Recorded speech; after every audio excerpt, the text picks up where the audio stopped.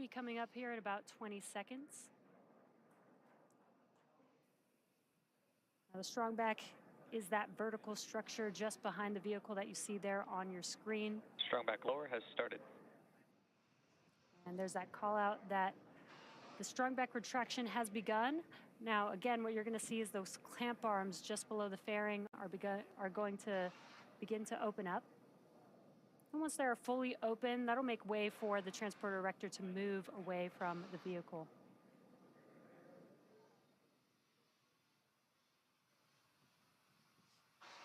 Now the TE, or the transporter erector, is carrying the propellant, electrical, and gas lines to stage 2, as well as the payload. And there you can see on your screen that those clamp arms are now opening up. And this is a good view here because you'll be able to see that TE start to move away from the vehicle. It's pretty slow, but you should be able to see it here in a few seconds.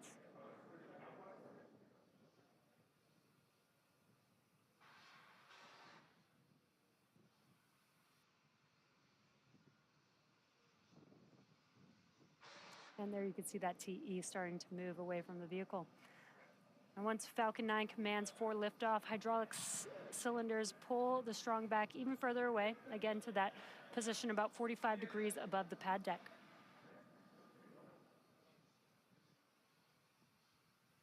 Now we are coming up on liquid oxygen loading completion at the T-minus 3-minute mark.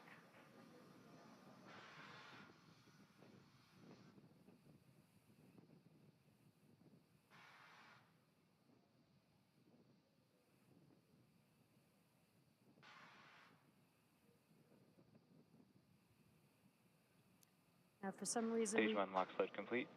There's that call out we were waiting for. Stage one liquid oxygen loading is now complete. If for some reason we do not launch today, we do have a backup opportunity tomorrow, January 15th at 10:09 p.m. Eastern Time.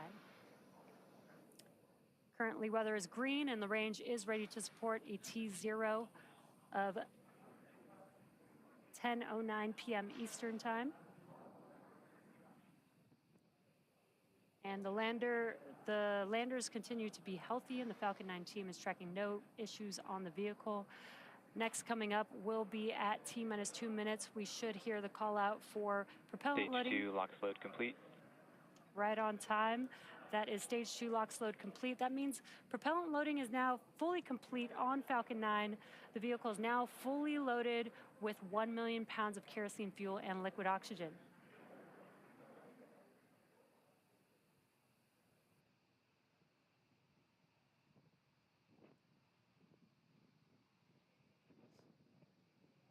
And just a correction, it is 1:11 a.m. Eastern Time for liftoff tonight. Gas launch closeouts has started.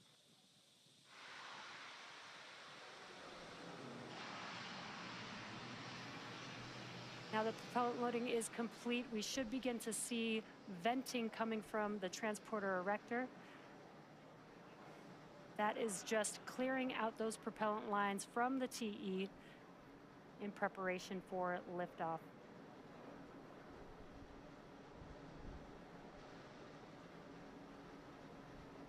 Falcon 9 is in startup. Third call out.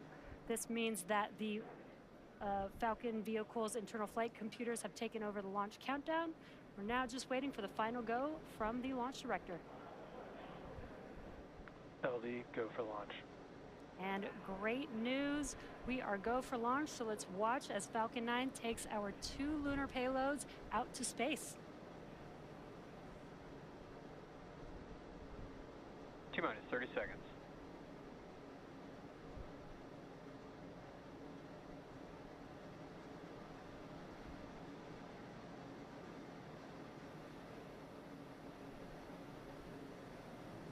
T-minus 15.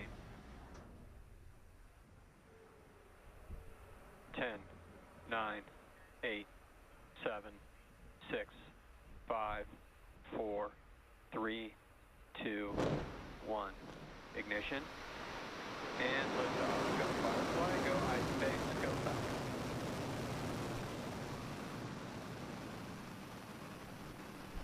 Vehicles pitching downrange.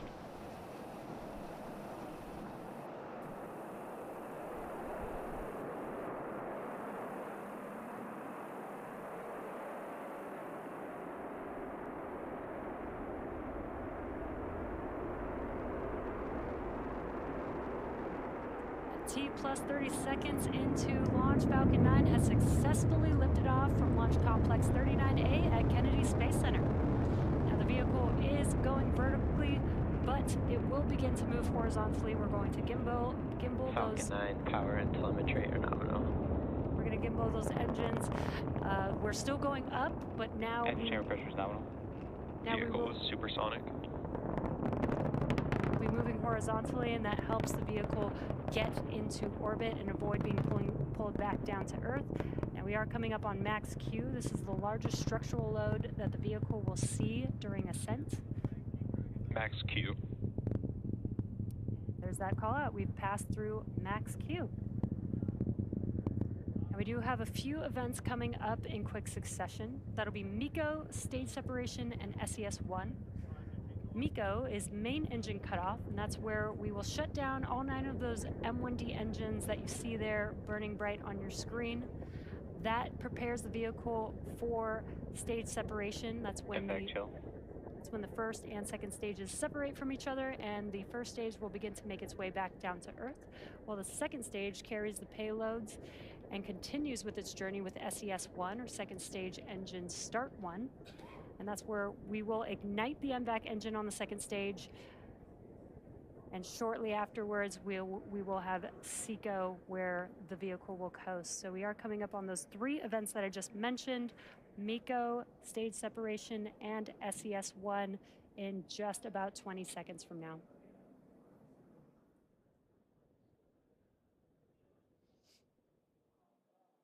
Some really cool tracking views here of Falcon 9 and those 9 Merlin M1D engines burning bright there.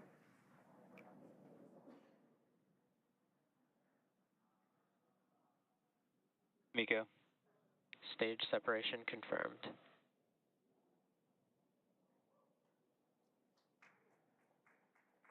MVAC ignition.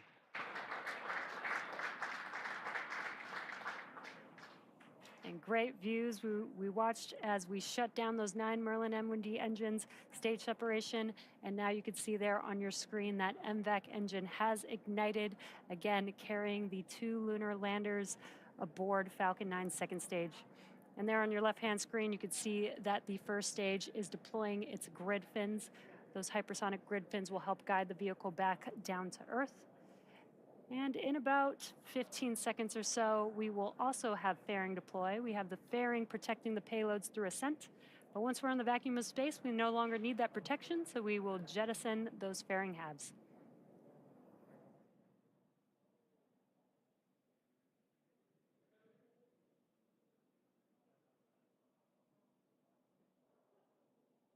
Fairing separation confirmed.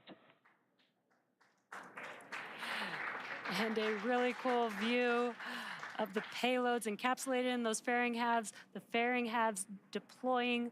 We will once again attempt to retrieve these fairing halves once they make their way back down to Earth. And in a few minutes, we will also have a couple more burns for our first stage to prepare it for landing on our drone ship. Just read the instructions. Now we are T plus 4 minutes and 10 seconds into today's mission. We're currently in the first of 3 planned MVAC burns. Around T plus 6 minutes, you should see on your screen the first stage's entry burn. Now that entry burn is where we ignite 3 of the Merlin M1D engines, and that's going to be the E9 engine plus the E1 and E5 engines. Now that helps slow the vehicle down as it's re-entering back into the Earth's atmosphere. Now the reason why we slow down the vehicle is to reduce the re-entry forces, which helps us recover and reuse the first stage booster.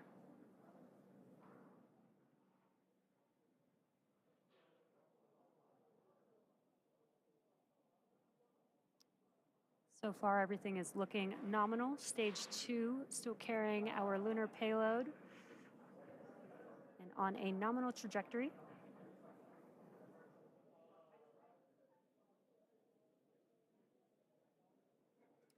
Now again, the first stage vehicle is making its way back down to Earth. We're about 45 seconds away from the entry burn beginning. And just as a reminder, the first stage booster that is supporting today's mission will perform this entry burn for the 5th time. Falcon 9 is the world's first orbital class rocket, reusable rocket, and this is important because reusability allows SpaceX to refly the most expensive parts of the rocket, which in turn drives down the cost of space access. So we do have that entry burn coming up just about 10 seconds. Again, that will be 3 engines reigniting for just about 20 seconds or so.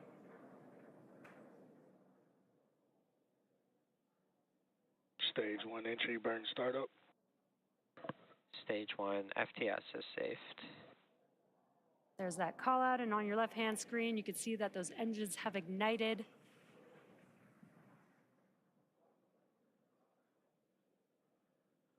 Again, helping to slow down the Falcon 9 booster as it's making its way back down to Earth. Stage 1 entry burn shutdown.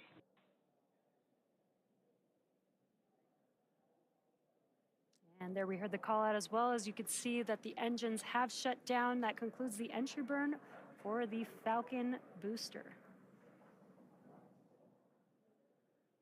Coming up next in about 1 minute will be SECO. That is second stage engine cutoff. And that'll basically be where we shut down that MVAC engine and allow the second stage to coast with the payloads. Stage 2 is in terminal guidance. As the vehicle is making its way towards its targeted drop-off orbit for each of the lunar landers. And just shortly after we have SECO, we'll also have the landing burn startup on the booster. So we will have a couple events happening back to back. Stage 2 FTS is saved. Stage 1 transonic. For the landing burn, we reignite the center E9 engine. And again, that slows the vehicle down just in time to touch down for landing. And we have SECO 1 coming up, as well as a landing burn in just a few seconds.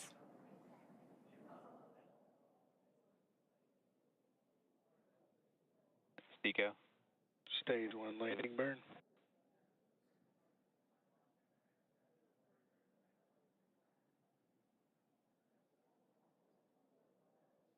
Nominal orbit insertion.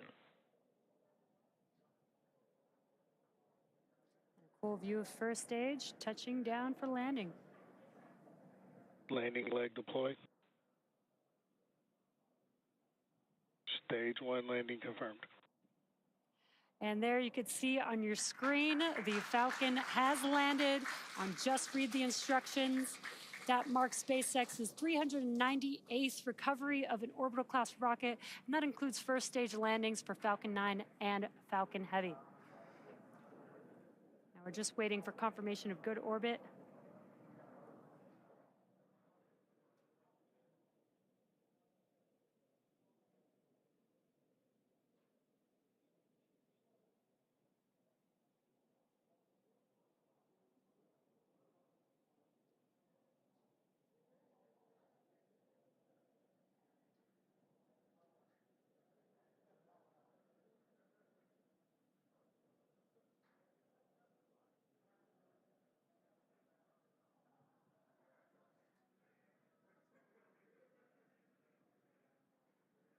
Again, we have had SECO, that is second engine cutoff 1 for that MVAC engine.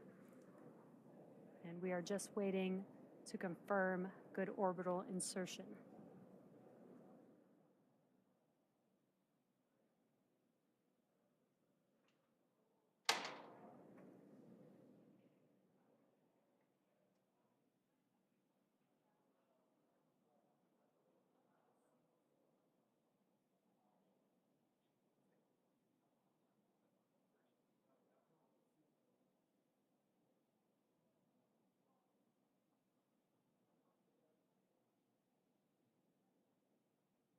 And we have confirmed good orbital insertion.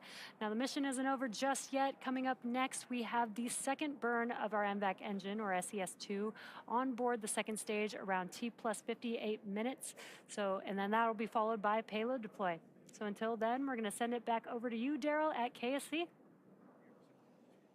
All right, thank you very much. If you're just joining us, we are just into the mission here, T+10 minutes and 30 seconds into the flight of the Falcon 9 with the Blue Ghost riding aboard. Nominal orbit And insertion. it was, as you can just hear, a nominal orbital insertion. Great news. We just witnessed it live right here from the Space Coast at Kennedy Space Center.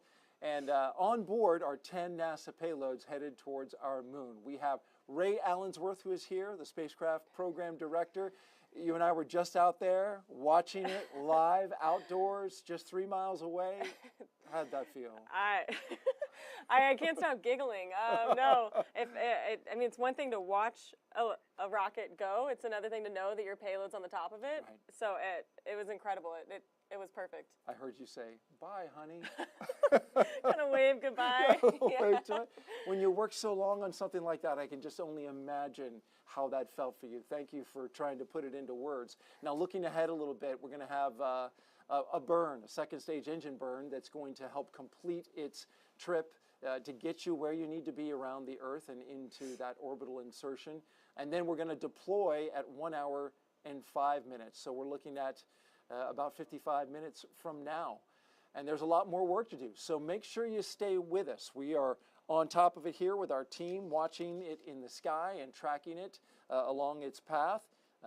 And we're also going to nail that acquisition of signal right after it separates. So we're going to be expecting that about 6 minutes after launch vehicle separation. That will be an amazing moment, and you'll want to see Blue Ghost separate in near real time from the second stage of the rocket because it's a phenomenal view. All right, we're continuing to track, and if everything goes as planned, in 45 days, the Blue Ghost lander will land at Mare Crisium, a large, dark basaltic plain in the northern hemisphere of our moon. The location is near the Sea of Tranquility, the landing site for Apollo 11. It's also near Taurus Littrow, the Apollo 17 landing site. Ray, NASA chose Mare Crisium as the landing site for a good reason.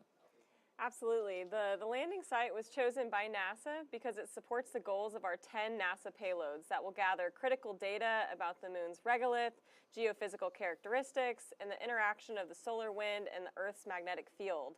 The landing site also allows us to capture the lunar sunset after Firefly operates for a full lunar day, which is about equivalent to 14 Earth days.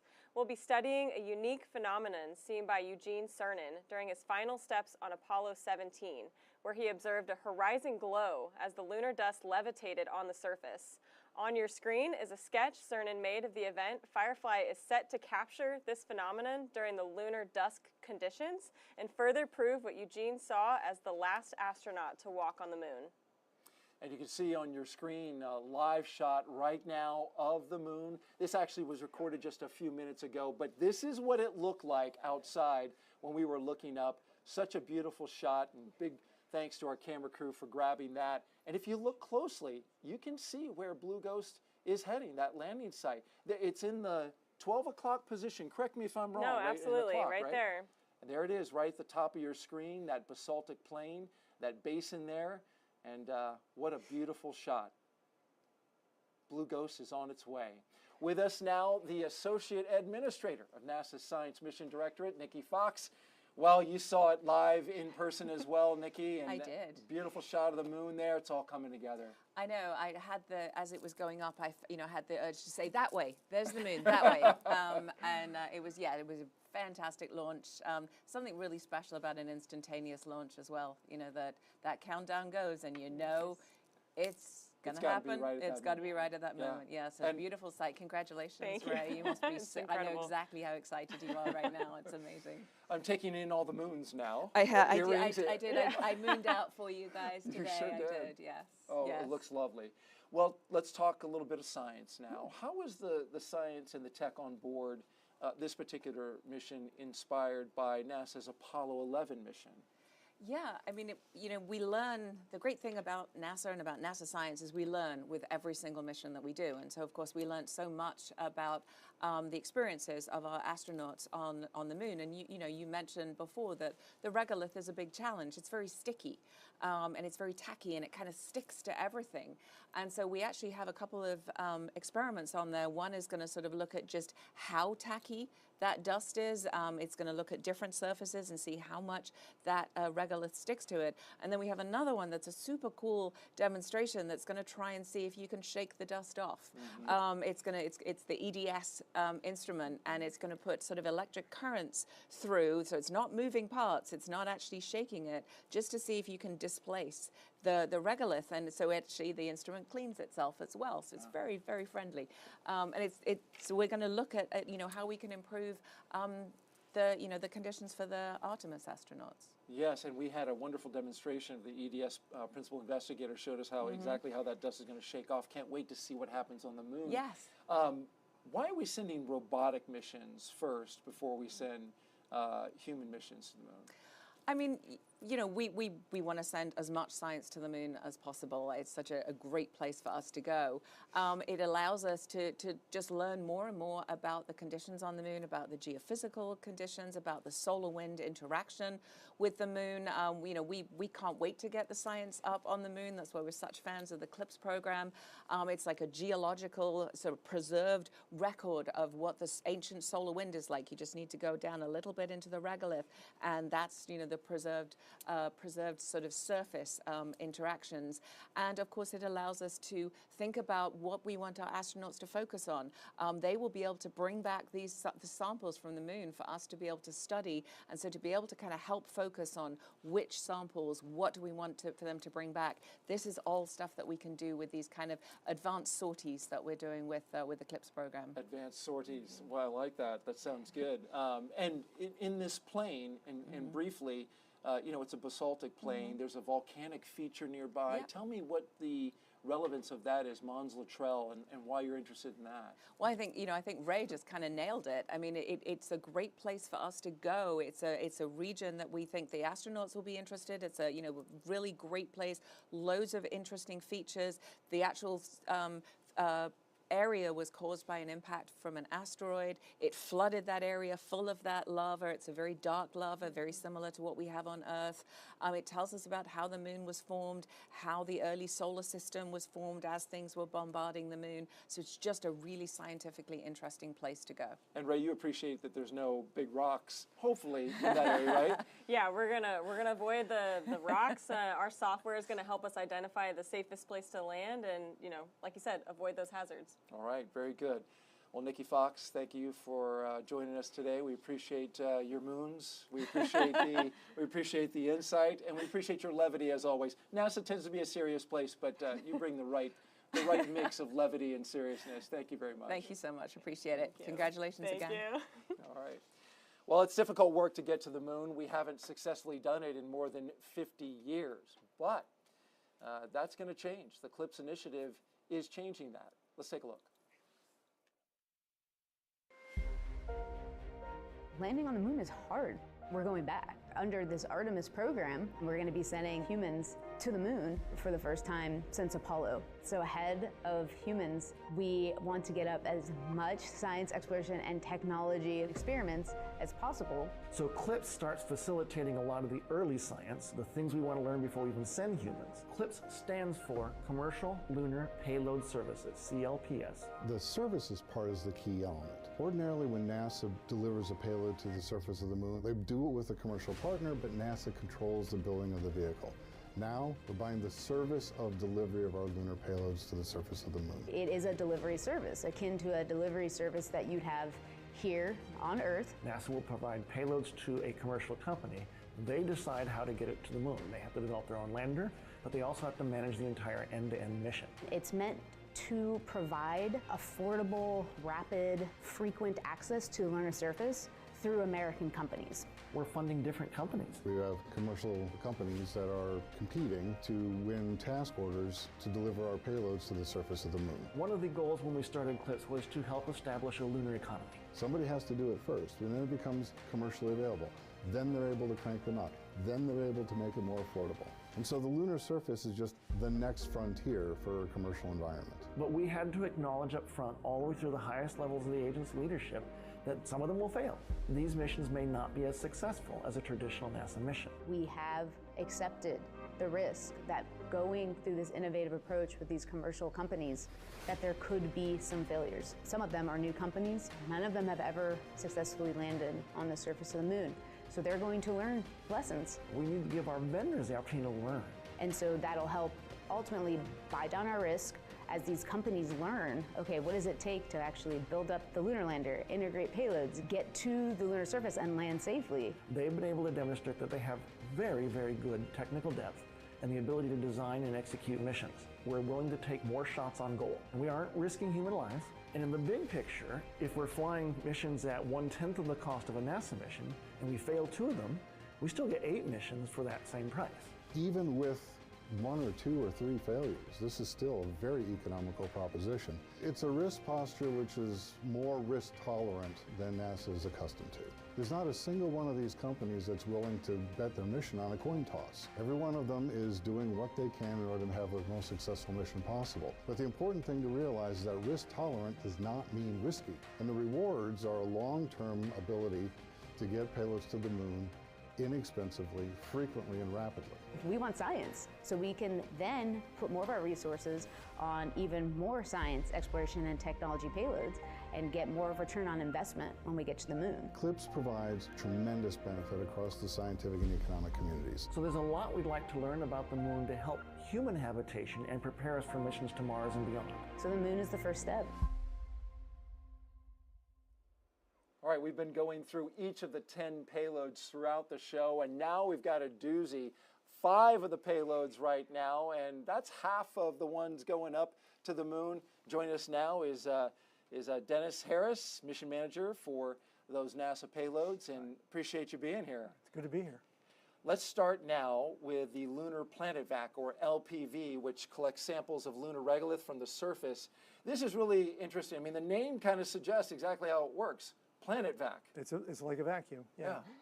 They carry up their own compressed gas, blow down on the regolith, collect it, and then put it in a canister. And this is a tech demo, so the canister in the future can be used to return the samples to Earth, or it can be used to send to any instruments on the spacecraft for in situ measurements during the mission. Yeah, if we wanted to bring it back, we could. Correct. And there you see it, Ray, as it's mounted there underneath the Blue Ghost. Tell me how you had to account for this thing, which is touching the regolith. Absolutely. So this payload, obviously they're a vacuum. They really needed to be in situ, touching the regolith. So it's on the bottom of that surface access arm that we talked about earlier that's also carrying EDS. And so when we land on that lunar surface, that surface access will go down, and their sample collection head is right at the end. So it'll press down into the lunar surface and then collect dust onto a sample sorter that we placed on the top deck. So it's another payload with multiple components that we placed kind of strategically to help them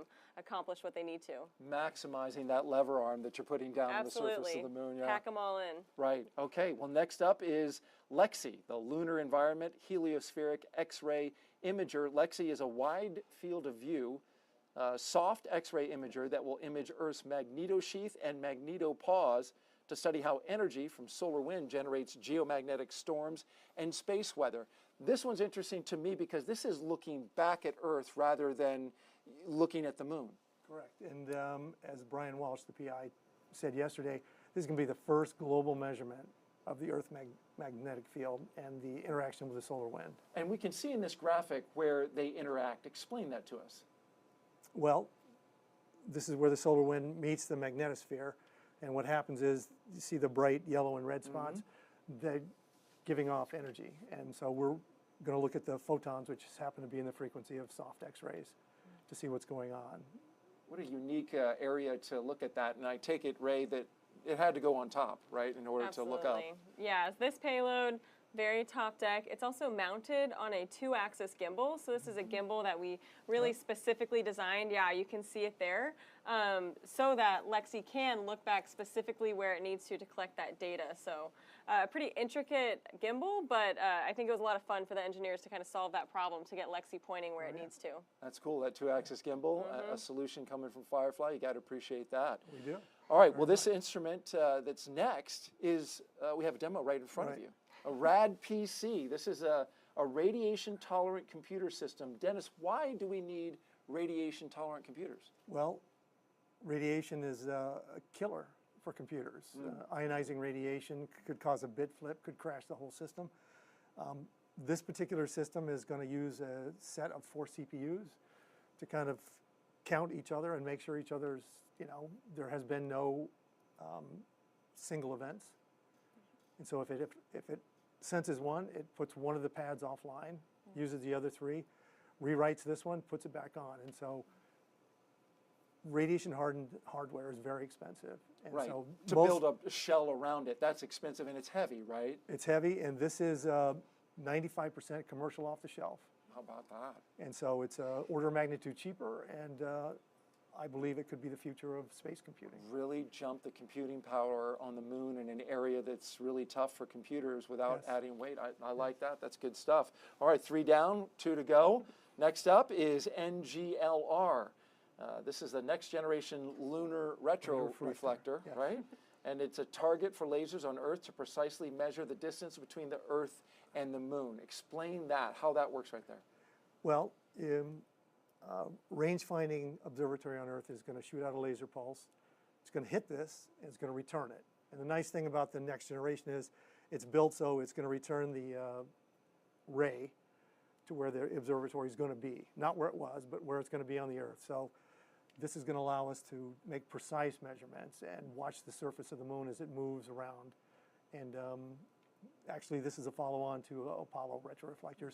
Some of the same team that put the Apollo retroreflectors on the surface are working this program as well. That is a fun fact and worth mentioning. In 1969, University of Maryland physicist Doug Curry helped design 3 still-in-use lunar instruments placed on the moon by Apollo 11, 14, and 15. And he worked on this one. He is the principal investigator, yes, Dr. Curry.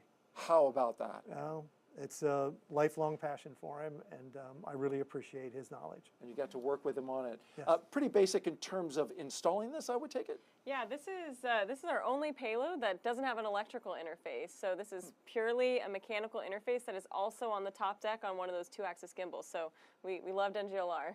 Right, very good. All right, and last but not least, we have the Regolith Adherence Characterization, or RAC. Now, I kind of like this one because of all the different samples that are on board. It's going to determine how lunar regolith sticks to a range of materials exposed to the moon's environment. So there it is. What are all those little circles on the wheel? So those are all different material samples. So some are spacesuit materials, some are optical materials, some are Teflon, some are aluminum.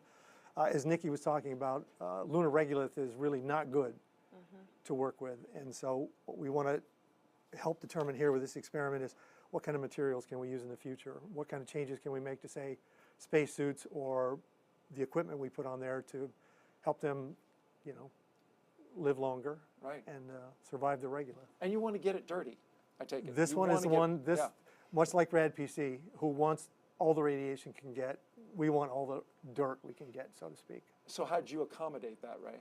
So this payload it's not on the bottom deck, facing the moon. It is kind of facing outward, though. So that wheel is exposed outward. It's not covered by any of that gold MLI you see on the rest of the lander, so that when we land, anything that kind of puffs up will go and hit those materials, and you'll be able to study how they affect all those. And if you don't get enough regolith on it, is there anything you can do to help it out? I think a lot of the other payload ops will help it as well. Maybe we'll toss a cold gas thruster their way if they need a little more. We'll play with that. But they should be able to get covered pretty well. There's literally a negotiation going on right here. Yeah. It's like, okay, we'll take that, right? That's a good idea. Wow, ideas coming out on a live broadcast. I love that. All the work that's been done. You had 5 of these. Yes. You must have been pretty busy. I was. It's very challenging, but it's a new paradigm. And these are low cost, more risk tolerant. And the teams that worked on them have worked hard for the last 4, 5, 6 years. I really appreciate their effort. And NASA's job is to help them get to the moon and help us all get science. Absolutely. And Dennis, before we let you go, a human interest note. You told me that you invited your mother, 90 years old, to come watch this launch as something to mark off her bucket list. Absolutely. It just happened. How did that go? Oh, she loved it. Right up front, loved it, especially the sound. She took the video, and she was all smiles. And she has an engineering curiosity, right? Right. She was, back in the early 50s, she had a scholarship to Montana State for an engineering scholarship. which unfortunately she couldn't go, but she then jumped into the Navy came out as an electronics tech. So maybe that's where my interest in engineering comes from. She must have been proud watching that rocket Very, fly with your 5 missions aboard. She was. All right, Yeah. Dennis Harris, thank you very much for joining us. Appreciate you taking the time, and good Thank luck you. with all of the payloads. And good luck to you guys. Thank you. Really looking forward to it. All right. Well, now we are going to step aside while we await our next big milestones, the second burn of the second stage of the Falcon 9 rocket, and then the separation of Firefly's lunar lander from the SpaceX second stage. Now, we're going to return for that and more in about 20 minutes. We'll have more payloads. There's 2 more left if you've been counting. We're going to talk about those. We'll also see that tremendous video as we watch Firefly hopefully release from the second stage and drift off into space. That's all coming up in a bit. Again, 20 minutes from now. Hope that you'll come back and join us. Take a little cat nap. We'll be right here, and we'll see you then.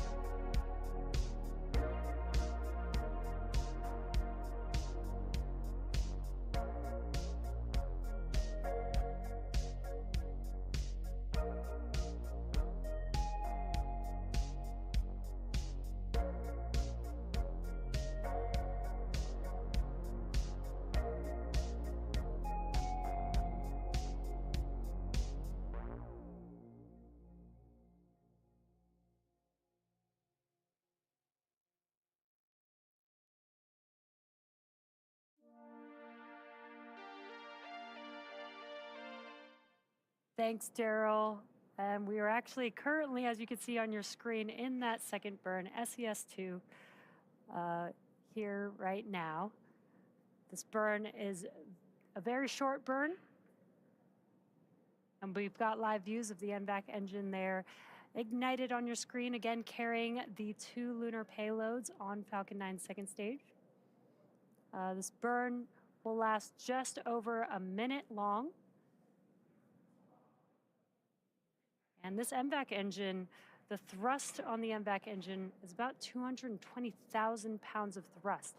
So even though this burn is only a minute long, it provides a lot of thrust for the vehicle to carry those payloads to its targeted drop-off orbit. Again, this is the second of 3 burns that were in for the NVAC engine for this mission today. We are coming up on the Nominal conclusion. orbit insertion. Perfect timing. We have the conclusion that is SECO-2 of that NVAC engine burn, and we also heard that call out for a confirmation of good orbit. So it looks like we are on track for the first payload separation in just a few minutes from now.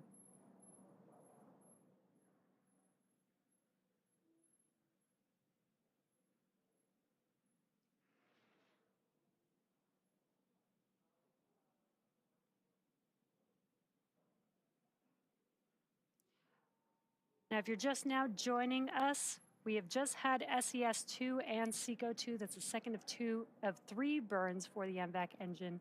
And it's been a great launch so far. Next, we have the deployment of Blue Ghost coming up here in just about 4 minutes from now. And once deployed into a lunar transfer orbit, the Blue Ghost lander will begin its approximate 45-day journey to the moon, where it will land on the Mare Crisium for NASA's payloads to perform numerous science and technology demonstrations, including lunar subsurface drilling, sample collection, and X-ray imaging of Earth's magnetic field to advance research for human missions on the moon and provide insights into how space weather impacts the planet. So very exciting coming up here. Again, Blue Ghost deployment is coming up in just under 4 minutes from now. And just to recap the mission so far, we had an on-time liftoff at 1:11 a.m. Eastern Time. And everything has been proceeding nominally. We had a good stage separation, which occurred about 2.5 minutes into flight. That was followed by a successful landing of Falcon 9's first stage on our drone ship. Just read the instructions. And that was also the 5th flight and landing for the specific booster that supported tonight's mission. And for those of you following along, that booster also supported NASA's Crew 9 mission, RRT-1, as well as 2 other Starlink missions. Now, just before the T+8 minute mark, we had a successful second engine cutoff for SECO-1, and that was also followed by a confirmation of a good orbital insertion. And that was the first burn of the second stage engine. The second one, again, just completed just a few moments ago. Now, the vehicle is currently coasting with the payloads attached. And we are a couple minutes away from the first deployment of our first spacecraft. Again, that will be Blue Ghost. And there you can see an awesome live view of the Blue Ghost spacecraft on board Falcon 9's second stage.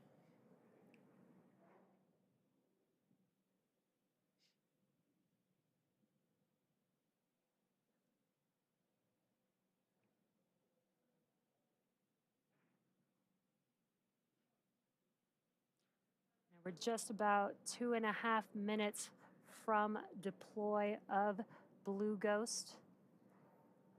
And this is a cool view. We do have the canister just below that spacecraft protecting iSpace's payload there. So we do have 2 payloads on board. But again, the next milestone coming up is that separation of Firefly's Blue Ghost lunar lander.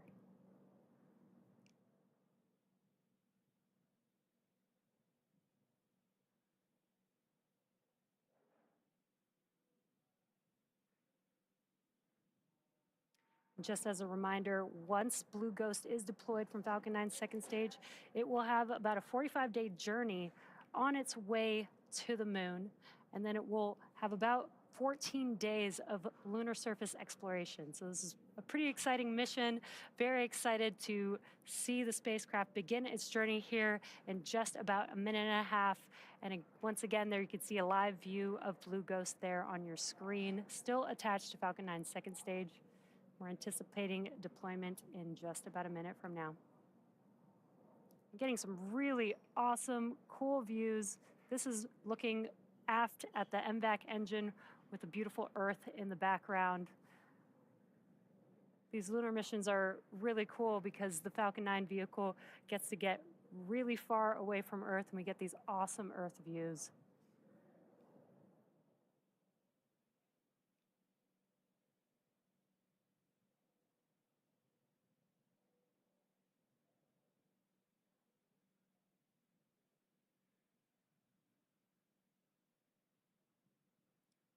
We are approaching deployment of Firefly's Blue Ghost here in just about 30 seconds.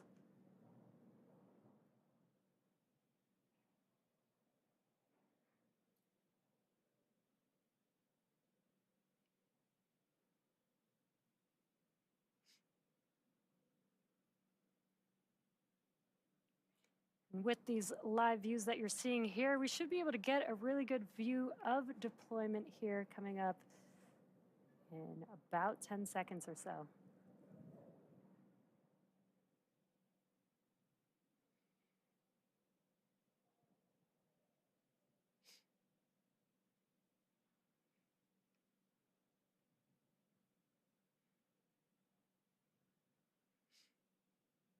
Firefly Blue Ghost, separation confirmed.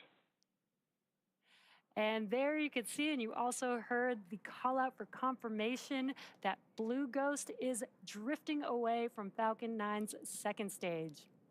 From all of us here at SpaceX, it has been a pleasure having you on board, Blue Ghost. Safe travels.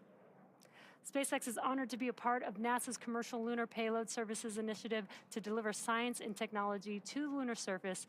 And we want to thank Firefly for entrusting us with today's historic mission. All right, thank you very much, Jesse. And so head over to NASA if you're looking, if you'd like to continue the journey to acquisition of signal, which should be coming up here shortly. Stick with us here on X to continue on to the deploy of our secondary payload, the iSpace Resilience Lander. We're going into a short coast phase, and we'll be back here in just a few minutes at T plus 1 hour and 10 minutes for deploy of the canister, which Resilience is safely nested inside at this moment. Then at about T plus 1 hour and 26 minutes, we'll have the third restart of that MVAC engine, SES-3, and then shortly after that, deployment of the iSpace Resilience Lander at T plus 32 minutes. We'll see you back here in a few minutes.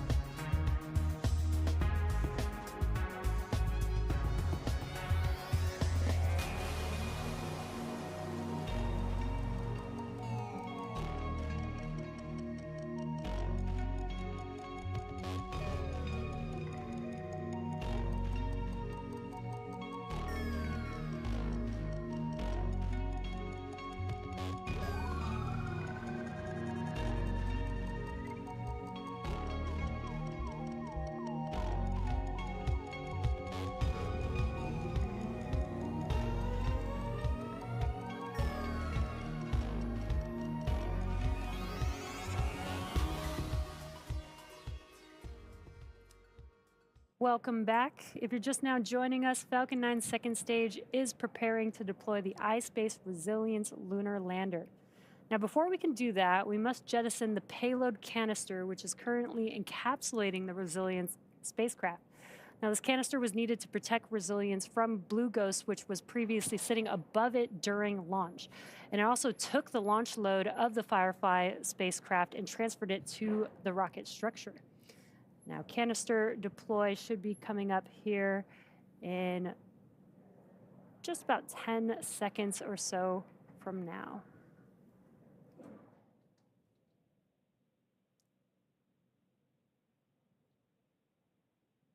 Apologies, we actually have about another minute before we expect to deploy the canister. Once again, this was an important structure that needed to be added to the spacecraft in order to be able to launch both of these lunar landers today.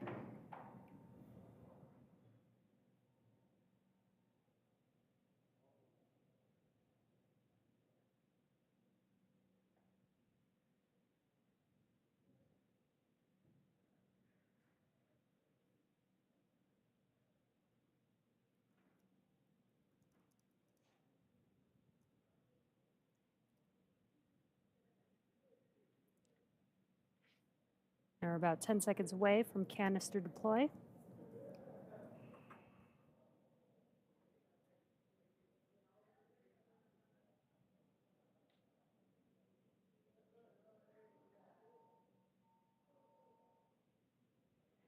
Upper MPC, separation confirmed. And great call out. We have confirmation of canister deploy. Now with that, we're going to take another short break and return here for the third relight of the MVAC engine on the second stage, and then finally deployment of the Resilience lander. We'll see you back here in about 12 minutes.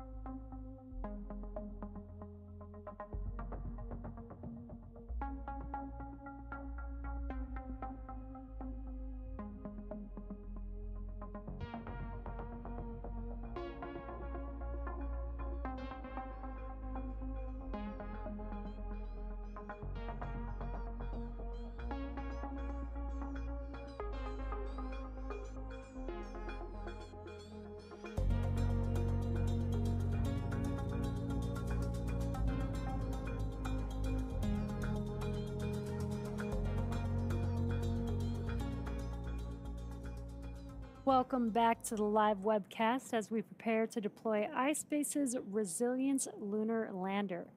Now, we are just moments away from the third relight of our MVAC engine, and that will be followed by another short coast and then deployment of the iSpace Resilience Lunar Lander. Now, this burn coming up is going to be a very quick burn. It's just going to be about 1 second long.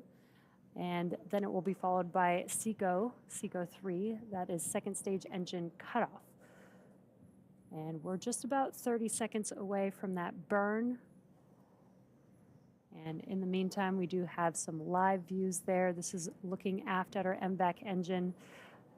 And this is just a 1 second burn. It might not look like much when we do have SES 3, but it will be quick and just enough, exactly what we'll need to get the payload to its targeted drop-off orbit.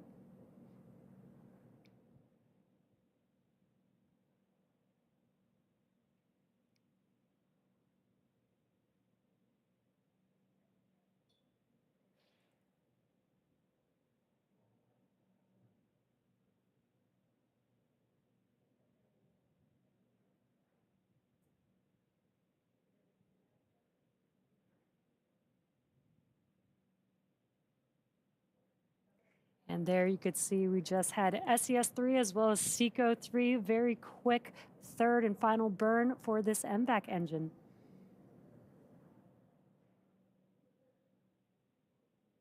And we are just waiting confirmation of good orbital insertion.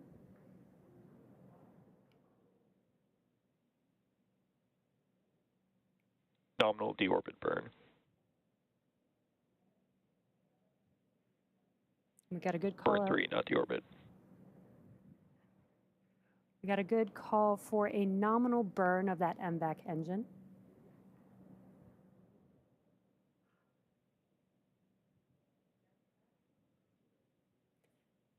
And with that, it looks like we are on track for payload separation in just a few minutes. We'll see you back here at T plus 1 hour and 31 minutes.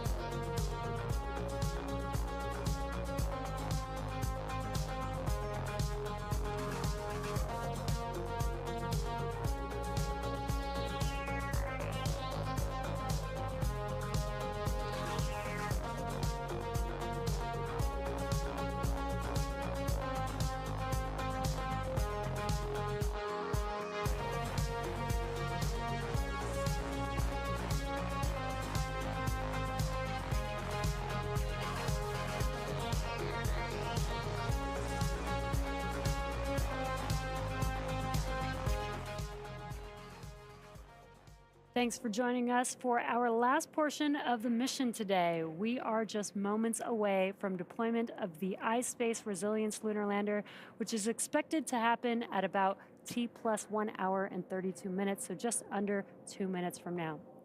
Now, Resilience is carrying 6 payloads. Among those payloads is a micro rover called Tenacious. And during its journey to the moon, the lander will conduct a lunar flyby, and this will be the first by a commercial lunar lander, which is pretty exciting. Resilience's journey is expected to take about 4 to 5 months before it reaches the moon, and after that it will set down in the Mare Crisium, where it will explore the lunar surface. Now we are just about a minute and 40 seconds away from payload deploy of the Resilience lunar lander. And so far we have had a great mission. We had an on-time liftoff at 1:11 a.m. Eastern Time. We had a good separation of the first stage from the second stage vehicle. First stage landed back on just read the instructions.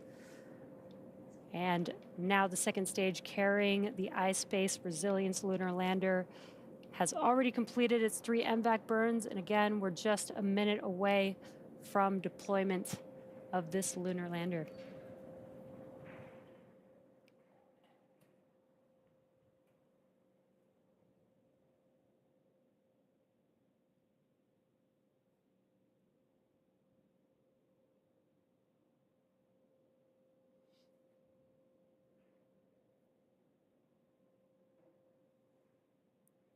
If you're just now joining us, we're just under 40 seconds from payload deploy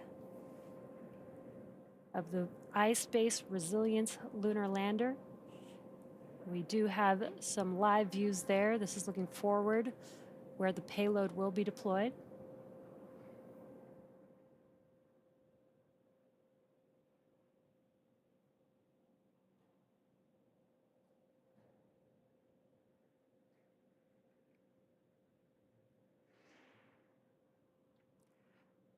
iSpace's Resilience lunar lander should be deployed here in just a few seconds.